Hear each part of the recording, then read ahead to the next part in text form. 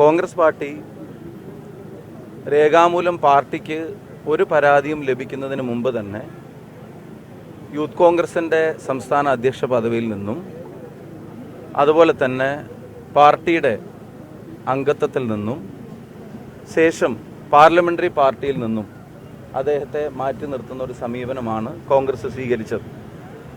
അത് ഒരാക്ഷേപം മാത്രം ഉയർന്ന സാഹചര്യത്തിൽ മറ്റൊരു രാഷ്ട്രീയ പ്രസ്ഥാനവും കേരളത്തിൽ പ്രത്യേകിച്ച് നിലവിൽ പല ആക്ഷേപങ്ങളും നിൽക്കുന്ന കാലത്തും എടുക്കാത്തൊരു സമീപനം അതിനെ സംബന്ധിച്ച് കോൺഗ്രസ് സ്വീകരിച്ചിരുന്നു.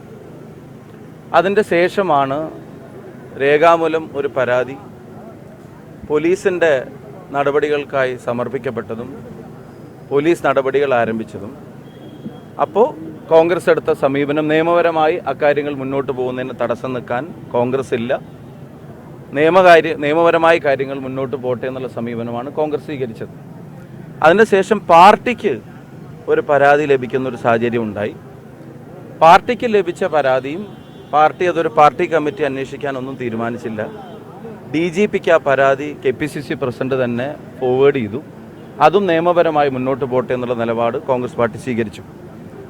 ഇന്നും ഇന്നലെയൊക്കെയായി കഴിഞ്ഞ ദിവസം ഞാൻ നിങ്ങളെ കണ്ടപ്പോഴും പാലക്കാട് നിന്ന് മാധ്യമങ്ങളെ കണ്ടപ്പോഴും എന്നോട് ചോദിച്ചപ്പോഴും ഞാൻ പറഞ്ഞ മറുപടി അടുത്ത സ്റ്റെപ്പ് എന്താണെന്നുള്ളത് കോൺഗ്രസ് ആലോചിക്കുന്നുണ്ട്. കോൺഗ്രസ് അത് ആലോചിച്ചു. അതിന് നേതൃത്വം KPCC പ്രസിഡന്റ് പാർട്ടി നേതൃത്വമായിട്ട് കൺസൾട്ട് ചെയ്തു, പാർട്ടി നേതൃത്വമായിട്ട് തീരുമാനിച്ചു, ഹൈക്കമാൻഡുമായിട്ട് ആലോചിച്ചു. ആ ആലോചിച്ചതിൻ്റെ അടിസ്ഥാനത്തിൽ രാഹുൽ മാങ്കൂട്ടത്തലിനെ ഇപ്പോൾ പാർട്ടിയിൽ നിന്ന് പുറത്താക്കാനുള്ള തീരുമാനവും കോൺഗ്രസ് എടുത്തു.